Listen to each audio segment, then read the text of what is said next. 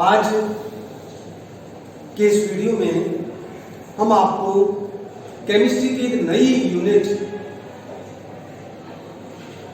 के साथ उपस्थित हैं और बहुत ही महत्वपूर्ण यूनिट है ये केमिस्ट्री की, जिसका नाम है केमिकल इक्विलिब्रियम, रासायनिक साम्यावस्था।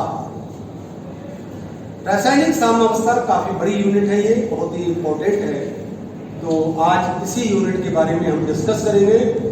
इस यूनिट को शुरू करने से पहले दो टर्म्स आएंगे, दो टर्मिनोलॉजी बार बार इसमें प्रयोग होगी, पहले आपको उससे अवगत करा रहे हैं। देखिए, दो प्रकार की रिएक्शंस होती हैं।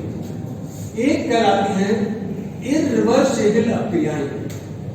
इर्रिवर्सिबल को हिंदी में अनुत्क्रमणीय अपक्रियाएं कहते हैं, और दूसरा होता है रिवर्सिबल उत्क्रमणीय रिएक्शंस। तो हमारा पहला पार्ट है इसका कि दोनों शब्द आएंगे इसके अंदर, उत्क्रमणीय अपक्रियाएं और अनुत्क्रमणीय। तो पहले हम इर्रिवर्सिबल रिएक्शंस को देखते हैं, अनुत्क्रमणीय अपक्रियाएं क्या होती है। तो देखिए, वे अपक्रियाएं इर्रिवर्सिबल रिएक्शंस,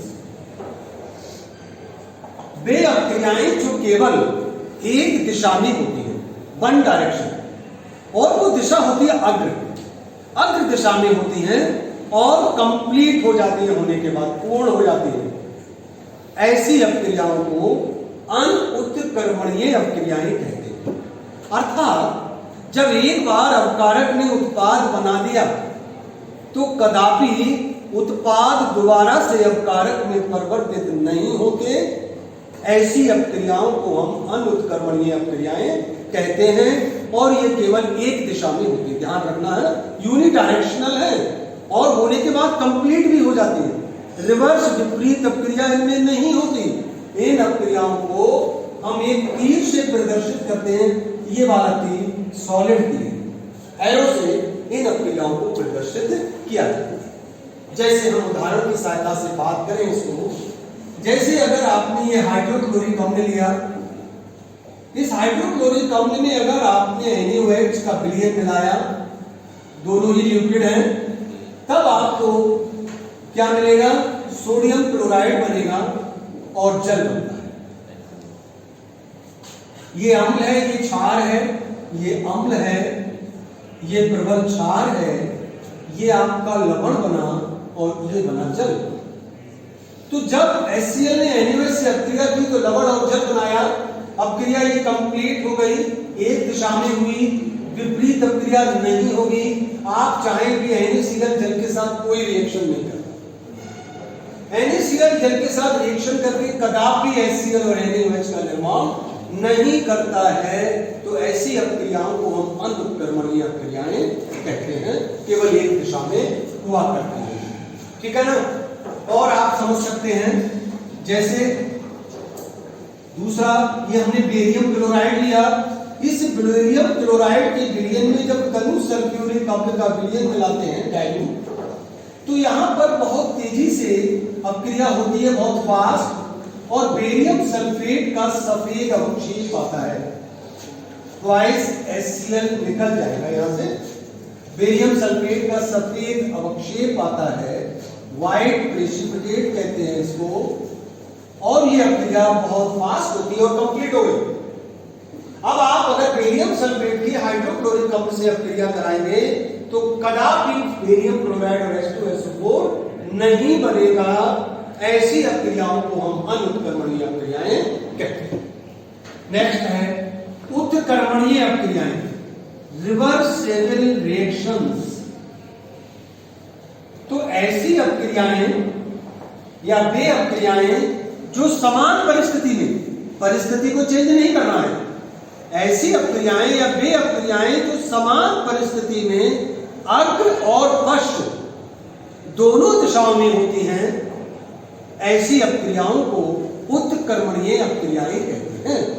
अर्थात इन अपक्रियाओं में अपकारक से उत्पाद बनता है और उत्पाद पुनः समान परिस्थितियों में अपकारक में परिवर्तित हो जाते हैं। तो ऐसी अपक्रियाओं को हम उत्क्रमणीय अपक्रियाएं कहते हैं। ये अपक्रियाएं अग्र दिशा में भी होती हैं और पश्च दिशा में भी होती हैं, और दोनों ही दिशाओं में अपूर्ण होती हैं, इनकम्प्लीट। ना तो अग्र दिशा में कंप्लीट है और ना पश्च दिशा में कंप्लीट होती है, इनकम्प्लीट होती हैं दोनों डायरेक्शंस में। इंपॉर्टेंट कैरेक्टर है ये, इन अपक्रियाओं को किसी भी दिशा से शुरू किया जा सकता है। अग्र से पश्च की ओर भी स्टार्ट करा सकते हैं और पश्च से अग्र की ओर भी स्टार्ट करा सकते हैं। अगर अपकारक ले लोगे तो उत्पाद बन जाएगा, और अगर उत्पाद लिया है तो अपकारक बनना शुरू होगा। किसी भी दिशा से इनको शुरू किया जा सकता है। और सबसे इंपॉर्टेंट कैरेक्टर है इन कर्मणियों का कि साम की अवस्था में आना इन अपक्रियाओं की एक सबसे प्रमुख विशेषता है। मतलब इन अपक्रियाओं में साम अवस्था पाई जाती है और इन्हें हम इस उत्कर्मणीयता के चिन्ह से प्रदर्शित करते हैं। ये चिन्ह तो इन अपक्रियाओं को हम इस एरो से प्रदर्शित करते हैं, इससे नहीं। ये है साइन ऑफ रिवर्सिबिलिटी, उत्कर्मणीयता का चिन्ह। तो इन अपक्रियाओं में हम ये चिन्ह लगाते हैं। तो साम अवस्था आती है इन अपक्रियाओं में, इसीलिए इस चैप्टर का नाम रासायनिक साम अवस्था पड़ा है। और हम इस अध्याय के अंदर इन्हीं रिवर्सिबल अपक्रियाओं का अध्ययन करेंगे, इनका अध्ययन नहीं करेंगे। इसलिए बताना आवश्यक था। उदाहरण देखिए, यदि हमने 1 मोल हाइड्रोजन गैस की 1 मोल आयोडीन गैस से अपक्रिया कराते हैं तो हमें 2 मोल हाइड्रोजन आयोडाइड की गैस या वाष्प के मिलते हैं। और समान कंडीशन में, समान परिस्थितियों में हाइड्रोजन आयोडाइड पुनः हाइड्रोजन और आयोडीन में परिवर्तित हो जाती है, अपघटित हो जाती है। ऐसी अपक्रियाओं को हम उत्कर्मणीय अपक्रियाएं कहते हैं। ये अपक्रिया, ये अग्र दिशा कहलाती है, मान लो इसको, और ये पश्च दिशा कहलाती है। अगर हमने हाइड्रोजन और आयोडीन लिया तो ये अग्र दिशा में पहले शुरू होगी, बाद में पश्च में होगी। अगर हमने स्टार्टिंग में HI लिया तो ये इधर शुरू होगी। किसी भी डायरेक्शन में इनको शुरू किया जा सकता है। तो ऐसी अपक्रियाओं को हम उत्कर्मणीय अपक्रियाएं कहते हैं। बहुत सारी रिएक्शंस आती हैं। एक शब्द और आएगा इस रिएक्शंस के अंदर, एक और देख लीजिए टाइप, वो है होमोजीनियस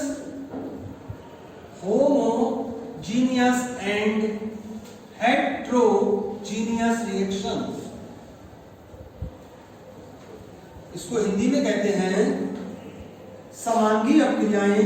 होमोजीनियस का मतलब होता है समांगी, हेट्रोजीनियस का मतलब होता है विषमांगी अपक्रियाएं।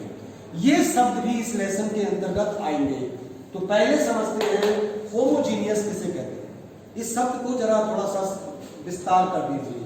होमो मानी सेम, जीनियस मानी फेज, सेम फेज, समान प्रवस्था। वे अपक्रियाएं जिनमें अपकारक और उत्पाद एक भौतिक अवस्था में होते हैं, समान प्रवस्था में होते हैं, उन्हें हम होमोजीनियस रिएक्शंस कहते हैं। और वे अपक्रियाएं जिनमें अपकारक और उत्पाद की भौतिक अवस्थाएं भिन्न भिन्न होती हैं, डिफरेंट होती हैं, उन्हें हम हेट्रोजीनियस या विषमांगी अपक्रियाएं कहते हैं। हेट्रो मानी होता है डिफरेंट, भिन्न भिन्न, जीनियस मींस फेज, भिन्न भिन्न फेज, डिफरेंट फेज। तो देखिए होमोजीनियस का उदाहरण अभी आपने देखा, जैसे हमारा PCl5 है, ये PCl3 या PCl5 का वियोजन कर लीजिए, एक ही बात है। PCl5 को जब गर्म करते हैं तो ये PCl3 और Cl2 में टूटता है। ये भी गैस है, ये भी गैस और ये भी गैस। सबकी भौतिक अवस्था समान है, गैस गैस है, तो हम कह सकते हैं ये एक हमारी समांगी अपक्रिया है। अगर हम बात करें विषमांगी की बात करें तो देखिए, यदि हम पोटेशियम क्लोरेट को गर्म करते हैं तो ये ट्वाइस KCl बनता है और 3 ऑक्सीजन गैस बनती है। पोटेशियम क्लोरेट सॉलिड है, पोटेशियम क्लोराइड सॉलिड बनता है और ये ऑक्सीजन गैस है। तो ये एक हमारी समांगी अपक्रिया का उदाहरण है। होमोजीनियस का है समांगी अपक्रिया, और ये एक विषमांगी अपक्रिया का उदाहरण है। तो ये शब्द आपको क्लियर हो गए होंगे। इसके बाद एक तीसरी टाइप की और रिएक्शन इसमें आपको काम आएगी, उसको हम पीछे बता चुके हैं, तो यहाँ पर उसका वर्णन नहीं करेंगे। उसका नाम है ऊष्मा शोषी अपक्रियाएं और ऊष्मा क्षेपीय अपक्रियाएं। इनका विस्तार से वर्णन हमने ऊष्मागतिकी में किया है, उनकी भी हमको इस अपक्रिया में जरूरत पड़ेगी इस लेसन के अंदर। तो इस लेसन के अंतर्गत हमको रिवर्सिबल की आवश्यकता पड़ेगी, होमोजीनियस की आवश्यकता पड़ेगी इस अध्याय के लिए, ठीक है ना। तो ये हमारा कुछ रहा इनका वर्णन। अब हम चलते हैं केमिकल इक्विलिब्रियम, रासायनिक साम अवस्था किसे कहते हैं। केमिकल इक्विलिब्रियम, रासायनिक साम अवस्था किसे कहते हैं। अब आप देखिए, ये घटना आपको उत्क्रमणीय अपक्रियाओं में देखने को मिलेगी, हम पढ़ चुके हैं। तो वह अवस्था जिसमें अग्र अपक्रिया की दर और पश्च अपक्रिया की दर दोनों दरें बराबर हो जाती हैं, उस अवस्था को हम साम की अवस्था कहते हैं।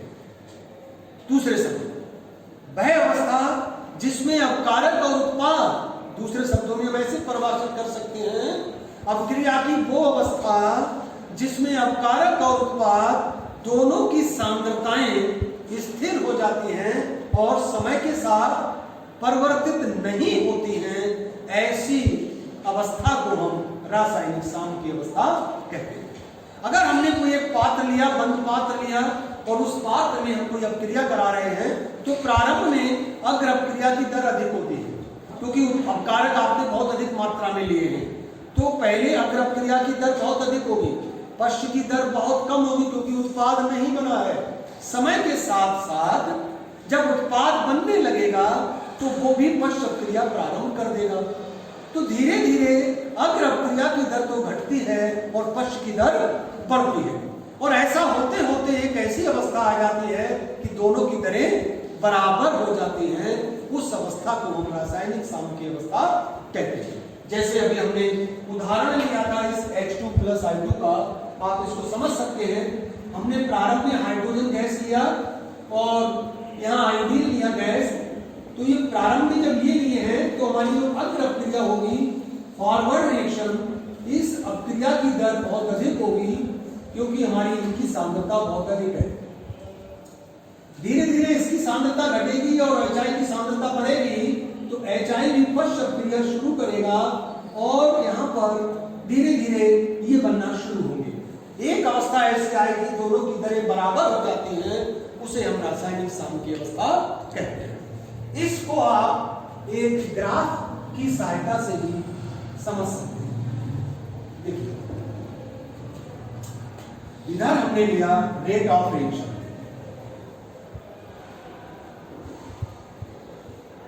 और इधर लिया है हमने टाइम सब। तो देखिए,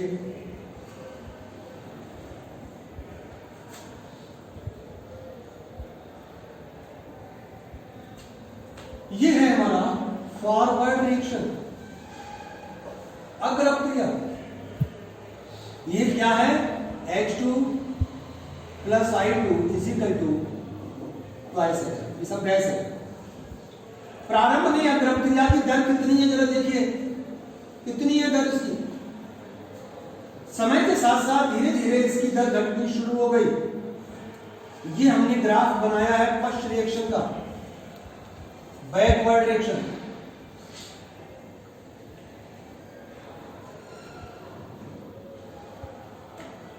पश्च अपक्रिया, पश्च अपक्रिया क्या है, ट्वाइस HI = H2 + I2, सब गैसेस हैं। पश्च की दर शून्य थी प्रारंभ में, जैसे जैसे समय बढ़ा इसकी दर बढ़नी शुरू हुई, और बढ़ते बढ़ते यहां पर एक ऐसी अवस्था आ गई है कि दोनों की दरें बराबर हो। ये यहां पर यह अपक्रिया हो गई H2 + I2 reversible twice HI, ये सब गैस है, गैस गैस गैस। तो ऐसी अवस्थाओं को हम रासायनिक साम अवस्था कहते हैं।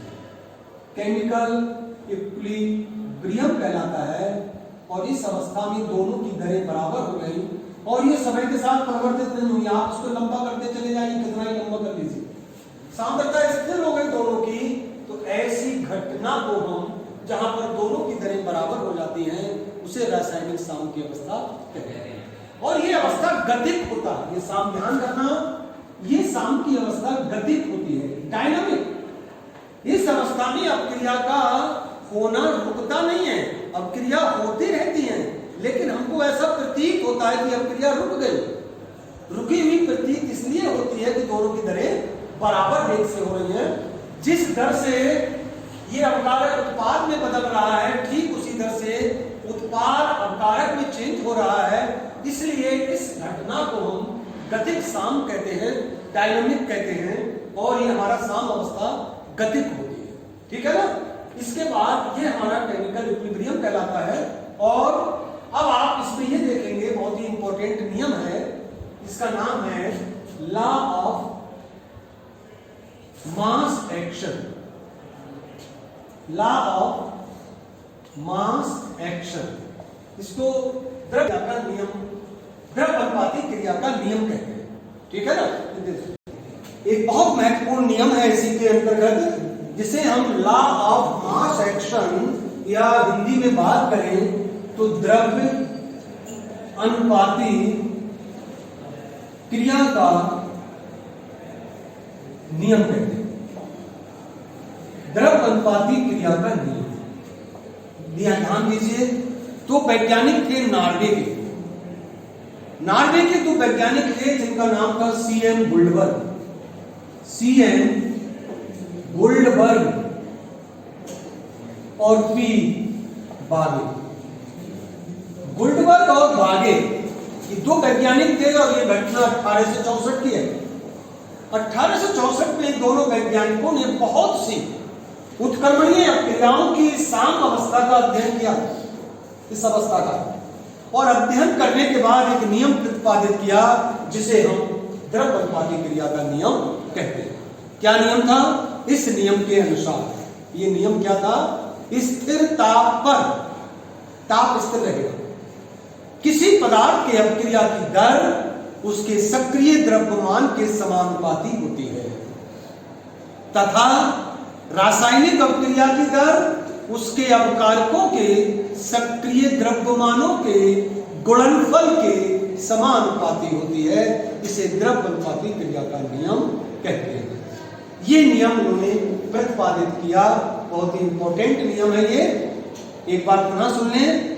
किसी पदार्थ के अपक्रिया की दर उसके सक्रिय द्रव्यमान के समानुपाती होती है, इसके सक्रिय द्रव्यमान की, और इस सक्रिय द्रव्यमान को कहते हैं एक्टिव मास। सक्रिय द्रव्यमान की अंग्रेजी है एक्टिव मास, के समानुपाती होती है, तथा किसी रासायनिक अपक्रिया की दर उसके अपकारकों के सक्रिय द्रव्यमानों के गुणनफल के समानुपाती होती है। इसे द्रव्य अनुपाती क्रिया का नियम कहते हैं। इसका आगे अभी हम एप्लीकेशन करेंगे, वहां डेरिवेशन भी करेंगे डिटेल्स में। बस यहां पर एक शब्द आया सक्रिय द्रव्यमान, इसको हम बता के बात को समाप्त करेंगे। सक्रिय द्रव्यमान किसे कहते हैं? Active mass, most important. तो ध्यान से सुने। तनु विलयन अथवा गैसीय प्रवस्था, दो चीजें ली हमने, तनु विलयन अथवा गैसीय प्रवस्था में किसी पदार्थ की मोलर सांद्रता को, किसी पदार्थ की मोलर सांद्रता को उस पदार्थ का सक्रिय द्रव्यमान कहते हैं। मोलर सांद्रता को सक्रिय द्रव्यमान कहते हैं, और इसे सक्रिय द्रव्यमान को एक स्क्वायर ब्रैकेट से प्रदर्शित करते हैं, ये ब्रैकेट, तथा इसका मात्रक मोल प्रति लीटर होता है। मोल प्रति लीटर में इसको व्यक्त करते हैं। तो हमारा सक्रिय द्रव्यमान पर active mass is equal to molar सांद्रता, ऊपर लिखा था हमने, मोलर सांद्रता है, इसके बराबर होता है। और मोलर सांद्रता बराबर होती है हमारा पदार्थ का भार, पदार्थ का भार बटे पदार्थ का अणुभार, ये मिलकर के मोल बनाते हैं, बटे टोटल का बटे विलयन का आयतन बिलियन का आयतन लीटर, बिलियन का आयतन लीटर। तो सक्रिय द्रव्यमान का फार्मूला निकला, सक्रिय द्रव्यमान बराबर मोलर सांद्रता, और ये मोलर सांद्रता को ये मोलरता कहते हैं, मोलरता यानी कि मोल प्रति लीटर। अगर किसी पदार्थ का 1 मोल 1 लीटर बिलियन में घुला है तो उस बिलियन का सक्रिय द्रव्यमान 1 होगा या उस बिलियन की मोलरता 1 होगी। तो ये इस तरीके से आप इसके मोलरता को ज्ञात कर सकते हैं। इस पे आंकिक प्रश्न भी आएंगे जो आगे आपको डिस्कस करेंगे, और इस नियम का डेरिवेशन होगा उसको डिस्कस करेंगे। तो आज के वीडियो में हम इतना ही करेंगे। Thank you.